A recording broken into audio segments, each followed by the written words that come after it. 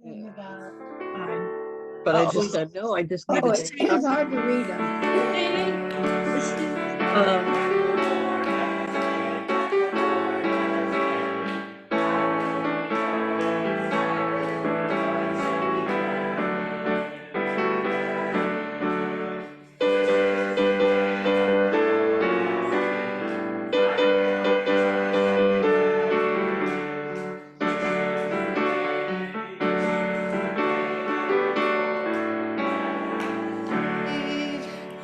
Oh, good morning, everyone, and welcome. Welcome in the room, welcome online.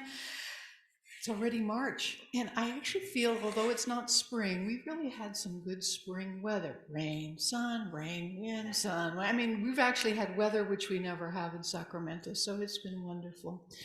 And we're also celebrating the second Sunday of Lent. And for those of you who don't know me, I'm Suzanne Garfield, and I'm pleased to be here, and also with Marty Keller, who will be our guest speaker today, and our chaplain, Jackie Schultz. Jackie, raise your hand. She is here today too and ready to pray with you if you have any challenges or celebrations or for any reason. And she will stay after the service, and she will be right over there. And if you're not in the room or you want some one-on-one time, perhaps prayer time with Jackie later on, email capitalcityunity@gmail.com and Jackie will get back to you.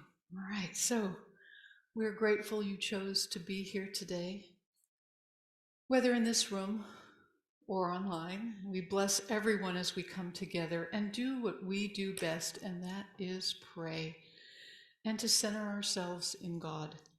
We know that the most powerful thing we can do is pray. Prayer is our most compelling, our most personal tool in our spiritual toolbox. And even though we are all not in the same room, we are together, connected and reaching out in spirit, in thought. For as Jesus, our way shower, affirmed, whenever two or more gather in my name, I am there. Whenever two or more gather in my name, I am there. And we know we were all children of God. We all have divine nature within us because that is our true nature, our divineness. I'm probably like many of you, I was reading the Lenten lessons this year, and I do scan forward. And I do that when I read a book too. And I went through all the lessons, and I realized that the common thread, the common affirmation in every lesson is I let go. And to let go is to pray. And we pray to let go of chaos and competitiveness and blame and busyness and anger, anxiety, bitterness, judgment, insecurity, fear, the past, negative thinking, resistance, limitations, resentment, shame, pity. We pray to let go of it all and to let God be God in us. And as Unity students, we know prayer is our divine voice, and it will not be silenced or still. We claim dominion with our affirmative prayers, and as a divine being, we cannot not pray. We cannot not pray. We cannot not talk to God. Last week, Claudia said something that hit home with me, and I know we all know this, but for one reason, it just zinged right in, and that was choose God as your partner. And I never actually thought prayer that way. I always thought prayed to God. But I realized that as my partner, I am praying with God. And the most wonderful feeling of all is that we pray our whole day. We may not know it, but we pray our whole day. We might not call it prayer. We pray with a song while walking, or maybe out in the garden, or doing art, or watching a sunset and celebrating the wonder of nature, or celebrating the wonderful wonder of life by holding a baby. Even in silence, We are praying and we are sending a message. Prayer is our way to communicate with God, and we do not need to utter a word for our prayers to be heard. So, keeping in this thought, let's continue with daily word today, which is dominion. And as I read the daily word, I invite you to think what that word dominion means. It means power and authority and control and command. So I claim dominion and direct the course of my life. While I may not be able to control what happens in my life, I am always free to determine how I will respond. Through my divine faculty of dominion, I decide what to think, what to say, and how to act. If a thought of fear or powerlessness arises, I remember all the wisdom, understanding, and strength of God are within me. Whether I'm organizing my day or moving forward after making a life-altering decision, the principle of dominion is always mine to claim. Knowing this, I move through life with quiet confidence. I am secure in myself and in the knowledge that I am a divine being. I claim dominion and I feel my life expand into a field of limitless possibility and potential. From Psalm 8, verse 6, you have given them dominion over the works of your hands. You have put all things under their feet. So let's continue our affirmations that we say together and know that these are at the core of our soul. Say them with conviction, with zeal, with dominion, right? There is only one presence, one power, and one love active in my life, God the good, omnipotent. Let's claim our dominion together. There is only one presence, one power, and one love active in my life, God the good, omnipotent. And as you bring forth in your mind your family and friends and neighbors, community, those close and far, affirm for them there is only one presence, one power, and one love active in your life, God the good, omnipotent. Let's affirm together. There is only one presence, one power, and one love active in your life, God the good, omnipotent. And as we radiate outward, we know that there is only one presence, one power, one love active in this ministry, God the good, omnipotent. Let's affirm this together. There is only one presence, one power, one love active in this ministry, God the good, omnipotent. And now we think of the entire world, and there is only one presence, one power, one love active in the world today, God the good, omnipotent. Affirm this together. There is only one power, one love active in the world today, God the good, omnipotent. And our words and consciousness blesses the people and the pets whose name are in our prayer box, and the prayer requests you hold in your heart, even unspoken. I think Isaiah sums it up beautifully when he said, "Before they call, I will answer. While they yet speak, I will have heard them." And I invite you to place your hand on your heart and whisper their names. We hold them in our hearts. Prayers for healing, prayers for celebration, prayers for love. We hold them in our hearts for all the small, from our small and mighty community. Thank you, God. Amen. Okay. So I had an interesting experience I'd like to share, and we're going to try something different today. But during my walks, I usually listen to a podcast. And a couple of weeks ago, I was listening to Fresh Air on NPR. Thank you, Claudia. Don't go away too far. and and they were doing a tribute to Burt Bacharach, who had died that week. And they aired interviews with Terry Gross that had done she had done with him over several decades. And they opened the show with a medley of his songs, including What's New, Pussycat, Alfie, Raindrops Keep Falling on My Head. And he composed dozens of great songs with his longtime lyricist, Hal David. And this medley ended up with I Say a Little Prayer for You. Well, that earworm followed me around the entire week. I couldn't get it out of my head. I went to bed humming it. I woke up with it. I gardened with it. I washed dishes with it. And for some reason, it felt like I was singing with God. And one morning, I woke up singing, I Say a Little Prayer with You, with God as my partner. So we're going to sing along with the late, great Aretha Franklin.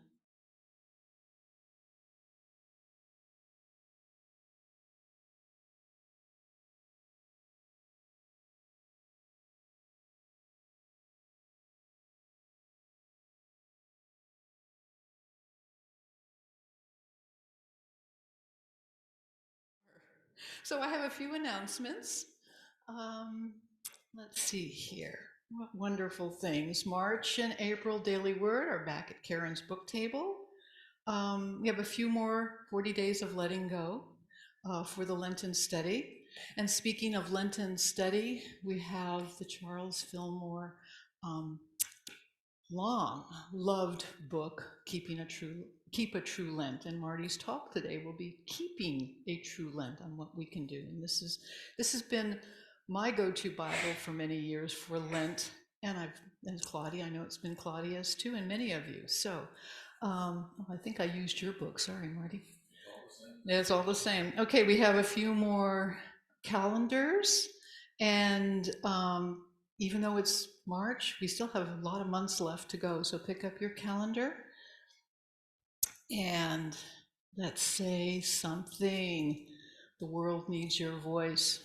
Say it loud, say it proud.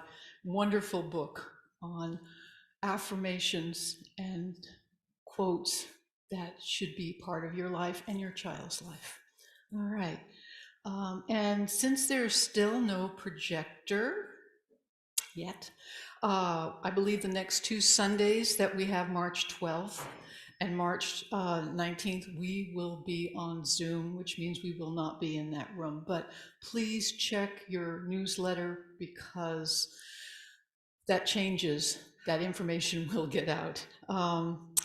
And so Phil Pearson will be doing both of those lessons on each of those Sundays. So please tune in for those. And then the last Sunday will be March 26th, and we'll have Reverend Carolyn Vernamunde. And next weekend, I believe, is Spring Forward. Spring Forward. Move your clocks forward. Already, I know it was like that. It was just like that. So Spring Forward.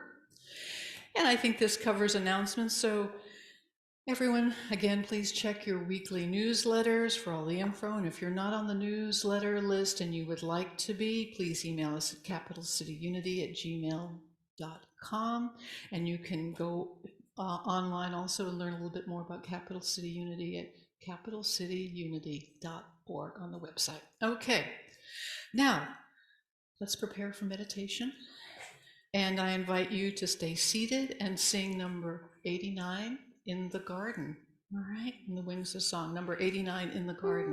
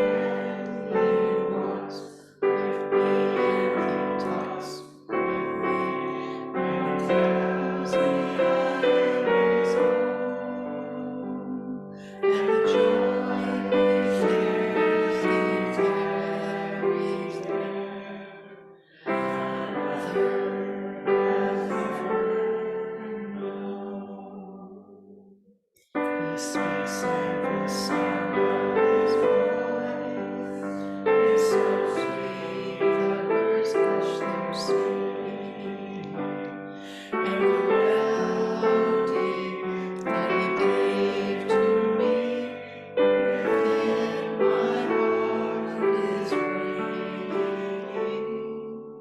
And he walks with me, and he talks with me, and he tells me I am his own. With joy we share as we tarry there. Another has never known. I'd stay in the garden with him, though the night around me may falling. But he bids me go to the voice of all. His voice to me is calling. And he walks with me, and he talks with me, and he tells me I am his own. And the joy we share as we tarry there, another has ever known. Oh, how wonderful to come to the garden, to come to that still, silent place, to offer your intent to God and to pray with God. Knowing that as soon as you enter to be with God, your fears and sadness and anger are swept away and you are engulfed in love, knowing that as you step into the garden, your heart is unburdened. And what a feeling to know when we pray, we open our hearts to God and partner with God, that even when you can't put your prayer into words, God hears your heart. I invite you to go into the garden and do nothing more than to be, to be. Do nothing but rest in your place most high, to experience your natural state. I invite you to journey within, to turn inward into the silence, into your inner sacred and secret place, your garden where God is.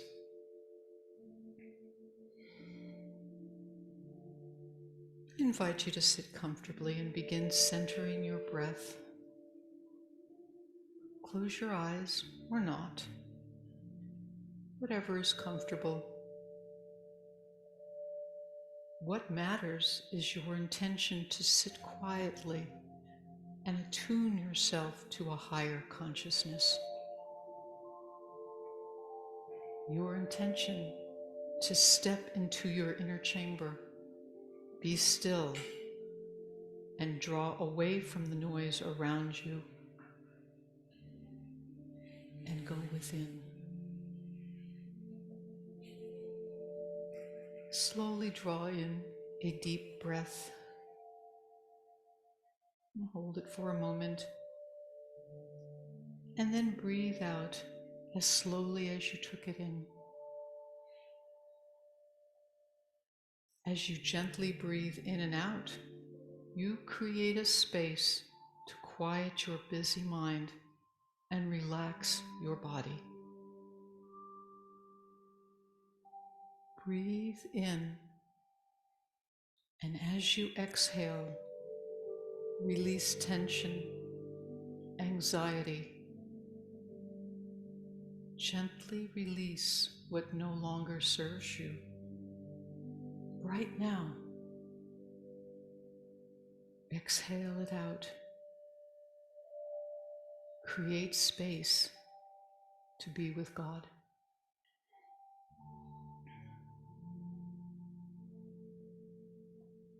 Breathe in gently and deeply. And as you breathe out, visualize negativity flowing out of your body.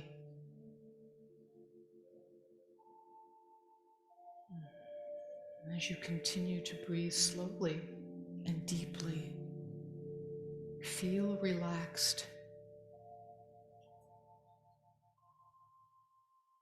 Follow the natural rhythm, the rise and fall of your breath, in and out, centered, quiet and still.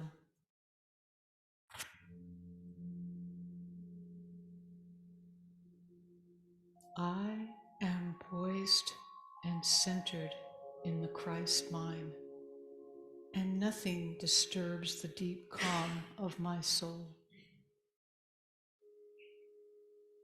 I am poised and centered in the Christ mind, and nothing disturbs the deep calm of my soul.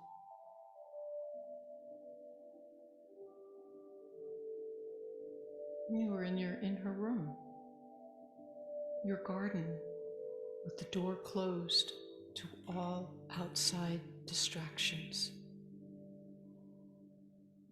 Breathe in peace, stillness, and let go and let God be God in you. In this silence is where thought ceases and you experience one with God, with your divine mind, one with your divine essence.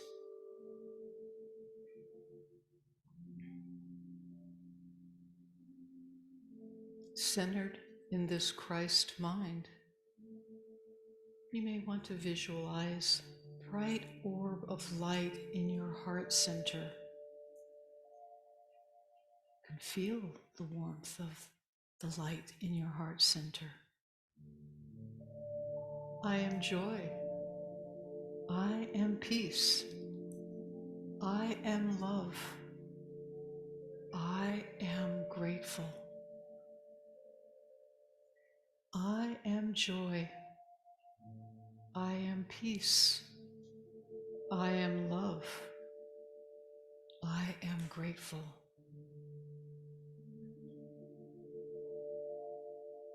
You need not say anything because God knows your prayer. Be still and listen.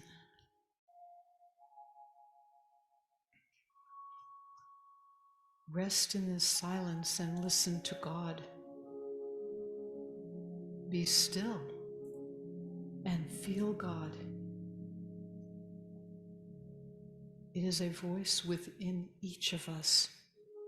It is a feeling that is within us that surrounds us with calm and oneness and a breathtaking love that is not of this earth.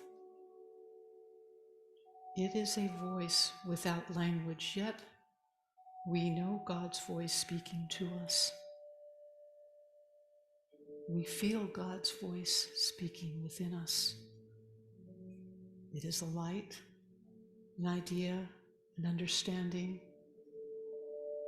a swell in the heart, a sign, a feeling, a profound truth, quiet sounds in your heart. God's voice is the voice of unwavering faith and belief. It is a voice that erases doubt. The mind of God voice that caresses, embraces, and loves you, and you alone hear it. It is good and it is pure. So stay in the garden and let God speak to you.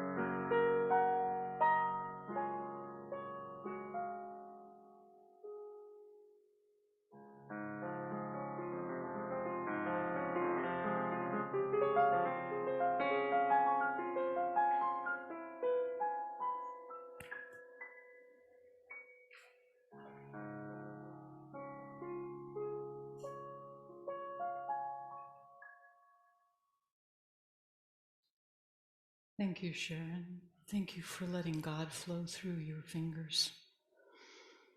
Anytime, my friends, you enter your chamber, your place of tranquility, your place of light, and go into the silence and touch God, you can do this anytime. You can stay as long as you want in the silence, because God hears more than we say. In the silence, God answers more than we ask. In the silence, God gives more than we imagine. In all things, in all times, everywhere, God is. Now I invite you to take a deep, clearing breath and stay in the flow, my friends, as we listen to Marty's message.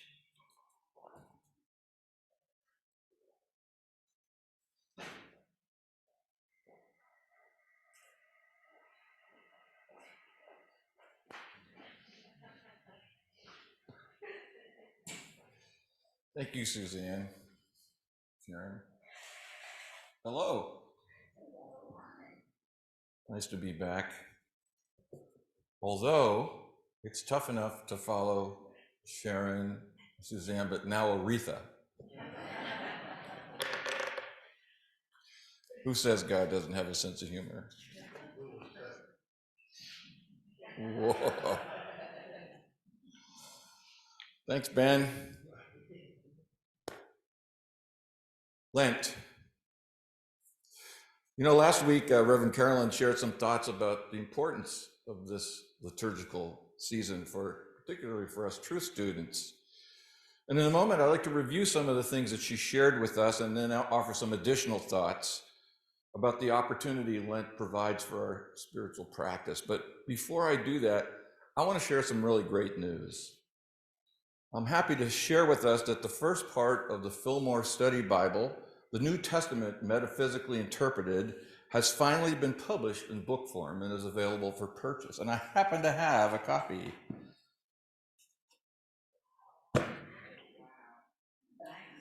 So this, I can't put into words how excited I am that this great project has finally come into manifestation. And as we might recall, the study Bible is the brainchild of our friend Reverend Mark Hicks, who is the founder and custodian of the Truth Unity website. And it's important to note that we here at Capital City Unity have considered this work so important that we have been financially supporting this project for a number of years now. In a real way, we have helped underwrite and produce this Bible. And in fact, I was talking to Mark the other day about this, and he told me that it was the significant donation that we made just a little over 3 years ago that spurred him to focus on this more intensely. He'd been taking his time at this in the few years before we did that, before we made the contribution. But when he got our check, he said, "Oh my gosh, I need to get on this. Somebody else besides me thinks this is really important." Now, the Fillmore Study Bible annotates the New Testament with observations and notations from the writings about the Bible from various Unity leaders. It relies heavily, but not entirely, on Charles Fillmore's extensive and voluminous notes and observations regarding our foundational Christian scripture. It pulls from the Metaphysical Bible Dictionary, from the Revealing Word, and many others authored primarily by Mr. Fillmore. This is how Reverend Hicks characterizes the methodology that was used to compile and put this book together. He says, "The Fillmore Bible Society are collaborators who comb through dozens of metaphysical books written by Charles Fillmore and his students, as well as over 70 years of Fillmore articles and sermons for metaphysical insights into the Bible. They edit and submit these insights as short annotations, which are then applied to the text using the text of the World English Bible, a contemporary language update of the American Standard Version, both online and in print. This collaboration project is managed by Truth Unity Ministries, which is the publisher of the Fillmore Study Bible. In time, the Fillmore Bible Society will become freestanding with its own board, editorial staff, and peer review committees." Now, each book of the New Testament has a useful introduction written by a Unity scholar. It gives historical background, as well as the thematic approach that the authors of each gospel or epistle are employing. And as you can see, the book is beautifully illustrated. It's chock full of illustrations, as well as easy to follow annotations. So that, for example, every note that they're bringing our attention to from a Unity scholar is numbered in a little blue circle, and that refers to,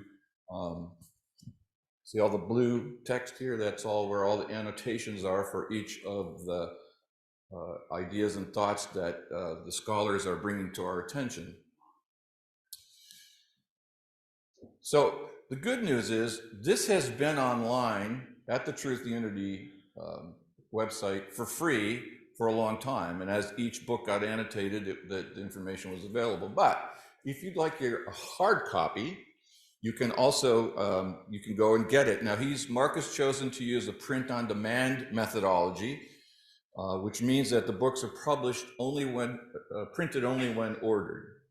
And he has chosen Barnes & Noble as the publisher, so you can just go to their website, put in Fillmore Study Bible. I tried this out to make sure it works, and then you can put your order in there. The retail price that Barnes & Noble is charging is $75, which at first might sound like a lot, but given the incredible amount of work that has gone into this production, I think it's quite a bargain.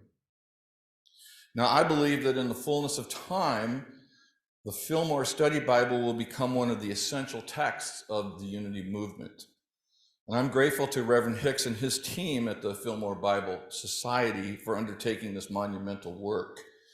I hope we can have him back someday to speak to us about the project. It's quite an achievement. And even now, they've turned to the Old Testament, and you go to the website, to the dashboard there at his website, and you can see there are a number of Old Testament books that have already begun to be annotated again using the insights of Charles Fillmore and his colleagues. So once this becomes a standard text, I think we can agree there are several others that all of us have in our libraries already. Obviously, Dr. Emily Cady's Lessons in Truth. And I would argue for including, as Suzanne pointed out earlier, Keep a True Lent, Charles Fillmore's great book. Now, Fillmore has authored at least 12 books that during his tenure as leader of the Unity School Practical Christianity. And I noticed, I went online, someone has published a 2-volume paperback version that includes all of those books, plus Myrtle Fillmore's Healing Letters. In case you want to have Fillmore in 1 or 2 volumes, you can do that now. These include some of those great titles: The Atom-Smashing Power of Mind, Jesus Christ Heals, Prosperity. I recommend all of these to everyone, but here's my version here. But for me, Keep a True Lent is the classic. And of course, it's particularly germane to us during this season. Now, in her remarks last week, Reverend Carolyn discussed the question of fasting and quoted Mr. Fillmore on this matter. In an introduction there's an introduction to Keep a True Lent, not written by Charles Fillmore, but written by Reverend Georgiana Tree West. And she had this to say. She said, "To observe Lent according to the Spirit rather than the letter, we must fast from criticism and condemnation and feast on brotherly love. Fast from false beliefs in sickness and weakness, and feast on the truth of God's omnipresent, perfect life. Fast from false beliefs in lack and limitation, and feast on the truth of God's bountiful goodwill. Ideas such as these form an excellent basis for Lenten meditations that will help establish permanent spiritual values in heart and mind." Well, these are the principles that Reverend Carolyn reviewed for us last week. She said that fasting is giving up our attachment to those ideas that no longer serve us, and she warned that this detachment is best done with conscious intention. Now, like Mr. Fillmore and Mrs. West, she reminded us again that the point of fasting from negative thoughts is to open up the path to create a greater life that we would like to see for ourselves. And we accomplish this by claiming our oneness with God. Reverend Carolyn said, "We consciously deny that which we no longer wish to have in our life, which in turn opens the door to experience our oneness with God." So when we release the thought or belief that we no longer want, it frees us to focus on what we are reaching for. It frees us to see life from a higher perspective, that is, from the perspective of spirit. Now, I'd like to go even deeper into this idea because the great potential that we are all born with and that the ministry of Jesus the Christ made manifest is that we can and ought to experience in our everyday lives our oneness with the Almighty. That means right now, experiencing our oneness. This is, I believe, the entire point of our spiritual practice. It is, as Dr. Katie says in Lessons in Truth, our purpose here is to realize spirit. That is to say, to see and feel everything inside ourselves and outside ourselves as only spirit. Now, we have a number of readings dedicated for the second Sunday of Lent to help us do this precious work of releasing the finite and opening ourselves to the infinite. I think it might be fun to review these and see if we can find a common theme running through them all. Now, the first comes from Unity's 40 Days of Letting Go booklet for this year's Lenten season. It's about the value of non-resistance, and it reads as follows. Just as the sea does not resist the friction of the wind on its surface, nor does the grass resist rain, storms, and windfall, I allow the circumstances and experiences of life to wash over me. In this way, I free myself from the state of internal struggle and weakness that opposition and resistance cause. I practice acceptance and love life with no strings attached. Jesus said, "Do not resist an evildoer." What? Do not resist an evildoer, Jesus said. So let the circumstances flow and stay focused on omnipresent love. The power to choose is always in each of us. Let's practice using it wisely. Non-resistance is a process that occurs in our consciousness as we recognize, accept, and affirm that in God, there's nothing to fear. The only presence and the only power that exists in the universe is absolute good, and it is always with us. Holding this awareness will make everything work together for good. And she goes on to offer this quote from Matthew chapter 5. She says, "But Jesus said, but I say to you, do not resist an evildoer, but if anyone strikes you on the right cheek, turn the other also." Now, I was thinking about that idea of non-resistance, and I recall something Carl Jung once said when he said, "What we resist persists." So in the context of Lent, fasting, and denials, what does this mean for us? What are we to do when we are overwhelmed with fear, grief, doubt, depression? What is the practical value of non-resistance in these common and normal human experiences? Well, one place to start is to just notice when we tell ourselves that there is something wrong with these experiences. This is, I think, where we can find the sticking point. And this can be especially a challenge for true students because we may have a formal, if not gut sense of what we are doing.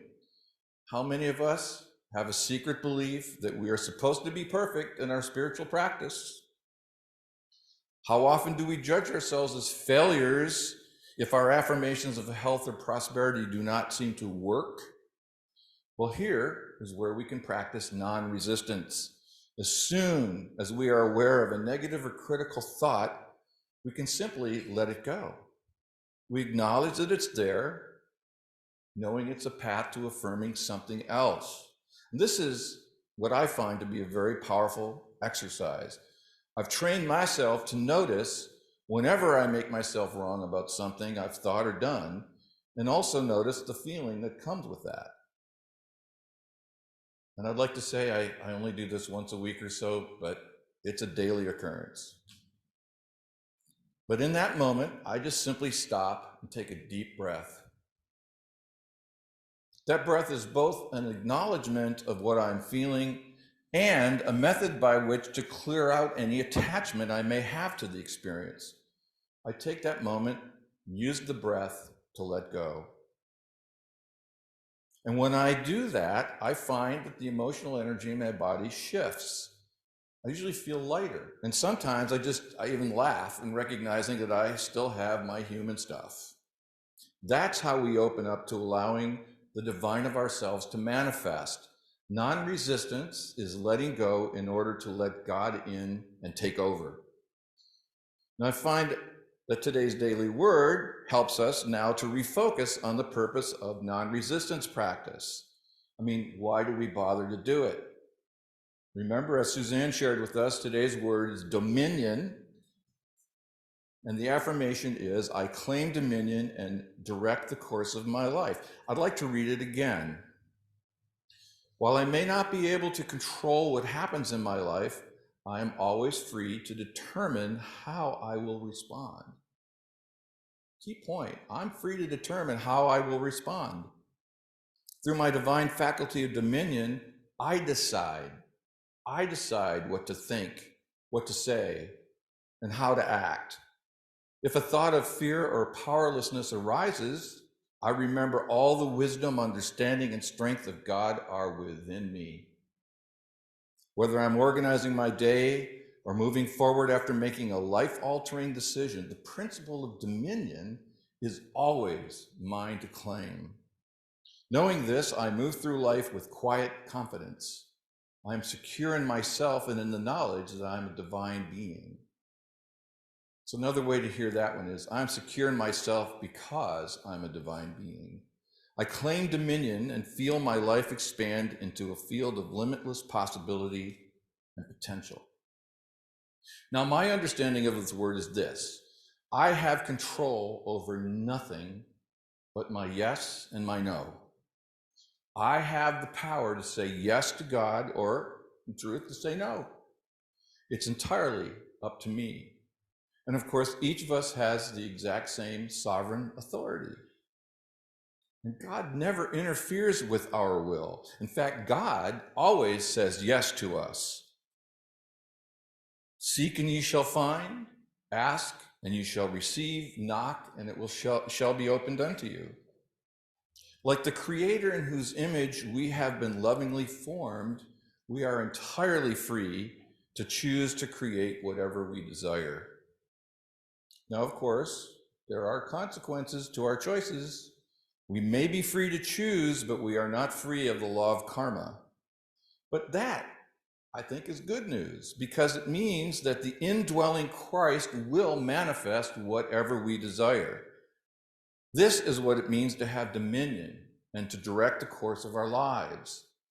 Now, notice how this dovetails with what we read about non-resistance, and equally with what Reverend Carolyn said last week. We let go of our limiting thoughts so that we become free to choose what we want instead. And when we make that choice consciously, we let the divine get to work and make it happen. I use my dominion in order to grant God dominion over the workings of my life. I make God, as Suzanne said earlier, the senior partner of my life, as Emmett Fox once put it. That's what I choose. I say yes to God. Now, the third reading for this Sunday comes from Keep a True Lent. Those of you who have used this book know that it's part of, or half of Keep a True Lent is a daily meditation for each day of this liturgical season. And he starts the journey through Lent by notating each of the 12 powers of man. And it turns out that the reading for this Sunday is about imagination. Now, in interest of time, I won't read the entire piece, but I do want to read his conclusion. he says, with my imagination, I lay hold of perfect ideas and clothe them with substance. My body is the product of my mind. In my communication with God, the imagining power of my mind is playing an important part. It receives divine ideas, and in dreams and visions reflects their character in the consciousness. According to the scriptures, this is the opening of the heavens and seeing the angels of God ascending and descending upon the Son of Man. And his affirmation is, in the quietness and confidence of spirit, I see myself as God sees me, his perfect image and likeness. That's beautiful. Our God-given faculty of imagination is the engine by which we co-produce with spirit whatever life we have. This is the power that assists us to claim dominion over our lives in the manner we truly desire. Divine mind is the source of all ideas. As Mr. Fillmore puts it in the Revealing Word, divine mind first conceives the idea, then images its fulfillment. Man, acting in cooperation with divine mind, places himself under the same creative law and thus brings his idea into manifestation. And the faculty of imagination is key to this activity. So let's see if we can sum up what our three readings have to offer us. First, the practice of non-resistance teaches us to change things by first accepting what is and noticing whatever attachment we may have to that experience. If I'm afraid, I let fear manifest and then inquire whether I'm holding on to that fear for whatever reason. This is the first part of non-resistance. Once I have done this, I am now free to let go of that attachment and let God in by affirming what I want in its place. Affirming God as the senior partner of my life is the second part of non-resistance. Now, this practice of non-resistance paves way for me to claim dominion over my life right here, right now. God supports me to have whatever life I want by honoring my yes and my no. And my yes to God creates the perfect partnership for manifesting the life I now consciously choose. And so I revel in my power of imagination, that faculty that channels divine mind into my own, so that I feel the thought that, as Jesus proclaimed, the Father and I are one. To repeat Mr. Fillmore's affirmation, in the quietness and confidence of spirit, I see myself as God sees me, his perfect image and likeness. So I just offer us to consider that following the principles that we hear in these three readings helps us all to keep a true Lent. And today I'd like to conclude my remarks by offering a gratitude practice. As you may know, our dear friend and leader, Suzanne Garfield, is stepping away from her role as platform assistant after serving faithfully and consistently in that capacity for many years. I tried to add them all up. I couldn't quite figure it out. At least 7 years. And as we all got to hear again today, she has blessed us by sharing the blazing beauty and power of her spirit through her eloquent and moving meditations. She has the special talent to combine thoughtful ideas with a gentle but authoritative voice to bring us to a reflective state that helps us hear the still small voice of God that is always calling to us in the silence. And like all of our meditation leaders, she has, for month after month, year after year, taken time and care to imagine a meditative focus and prepare what to say to bring that focus to us and to bring it to life for us. Now, this TLC is a quality she brings to everything she does. For all the years she has served on our board, she worked diligently to not only fulfill her duties as treasurer, but also to manage our communications. She prepared and sent out the weekly e-blast. She kept the web page updated. She managed all the correspondence with church members. She hosted board meetings and made dinner for us. She sent out notes and prayer cards to members who were sick or had lost loved ones. She kept the book table stocked.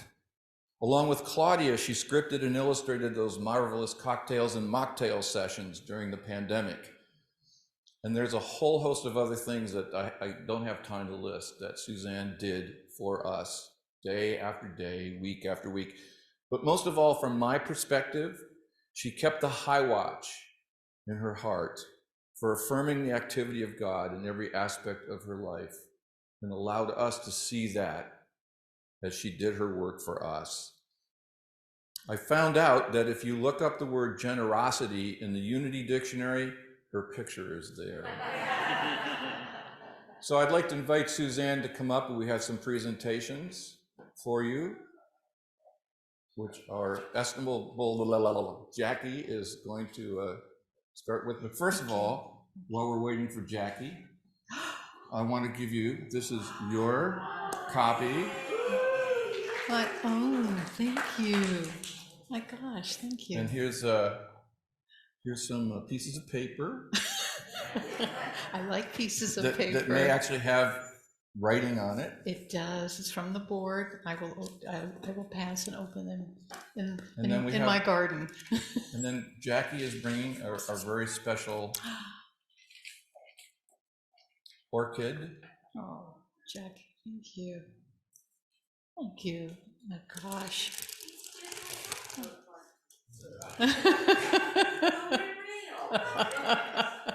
So, ladies and gentlemen, I'd like us to honor and acknowledge our friend Suzanne for all of the incredible contributions she has made to all of us. And let us see her in the light of the divine being that she truly is. Thank you so much. Thank you. Thank you. Yeah, thank you. Namaste. Thank you. Thank you. Wow. Thank you very much. That not only touches my heart, it touches everything. Thank you. It has been my pleasure and my joy. And Claudia and I have been in Unity for 40 years or more. And we started together, and we've been on this journey together, and it has been a journey. And so thank you for allowing me the privilege of experiencing my growth in your lives and here, because I have grown more than you will ever know. So thank you so much. And I'm not going away. I'm just not going to stand up here with a microphone. Thank you, Morty. That was beautiful. And before we do our collection, I also want to thank Sharon. That was absolutely gorgeous. I asked her to do something special for me, and she did. I said, can you do Claire de Lune? She goes, I got something better. I got Claire de Lune and Jesus Loves Me together. So she was gorgeous, gorgeous. Thank you. And Karen, thank you for being, it's a privilege to come and see the books and to have somebody love his books as much as I do. Jackie and Sylvia, you're always here putting things up, and Ben, and I noticed that you and Esther were supposed to be in Alabama, so thanks for coming back. So thank you all. I do appreciate it. And Brandy, I know that you're going to be stepping into a wonderful meditation team, and I look forward to being part of your meditations too. So, okay, so we'll take our love offering in your hand and know that your prosperity is so much more than what's in your hand right now, or in your wallet, or in your bank account. Your beliefs and thoughts about abundance manifest itself in every area of your life. And as Marty says, it's your choice. It's your choice on what you do with your treasures, talents, and time. We know that we give in love because we love to give. God is the source, and I am the channel. Can we do this as a personal affirmation? I give in love because I love to give. God is the source, and I am the channel.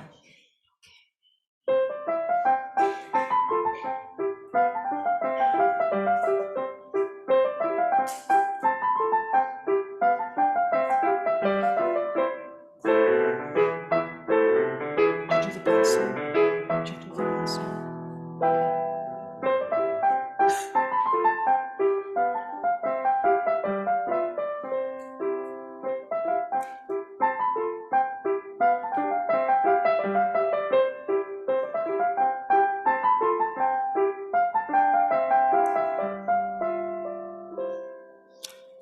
before Marty blesses, I also want to mention Eric. Eric has been, if I said a saint, probably the angels would go, oh, wonderful. He has worked so hard to make our sound as good as it is. And believe me, it was a challenge for quite a while, but he has been here every Sunday. And he jerry rigs whatever needs to be done, and nothing seems to faze him. So thank you, Eric. Beck, I understand sometimes he's even here when he's like back in the South. It's amazing how he does that. Yeah. So we thank you, Divine Presence, for the generosity of this congregation, and we dedicate these gifts to helping to spread the word that there is only one presence, one power, one life, and one love in the life of all of us. And we thank this congregation for being the symbol, the living, breathing symbol of that truth. Amen. Amen. Thank you. Now's the time when we can get up and form our semicircle. And Are you? Beg pardon? Are you? Are you? Are you? Are you? Are you? And Sharon, I'm going to let you choose today what you want to close out with. You got a choice of one or two: the peace song or the love song. Oh, it's Gail's birthday. Gail. Oh, she's given us the look. Okay, ready? Happy birthday to you. Happy birthday to you. Happy birthday, dear Gail. Happy birthday to you. Wow. I'd like to add happy birthday to Lillian because it was her birthday this year. Hey, Lil.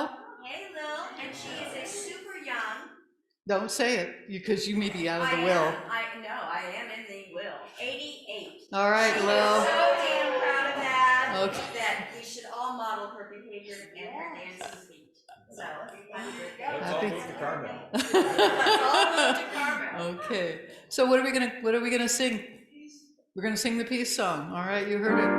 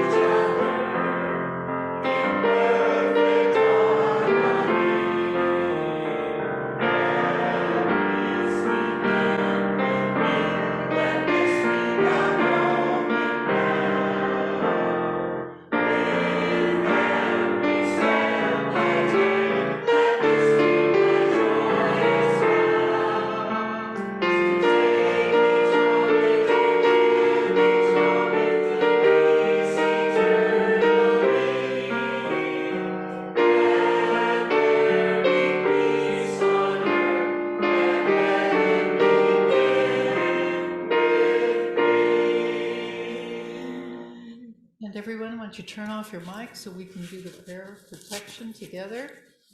The light of God surrounds us. The love of God enfolds us. The power of God protects us. The presence of God watches over us wherever we are. God is and all be full. Thank you, God. Bye, everyone. Thank you.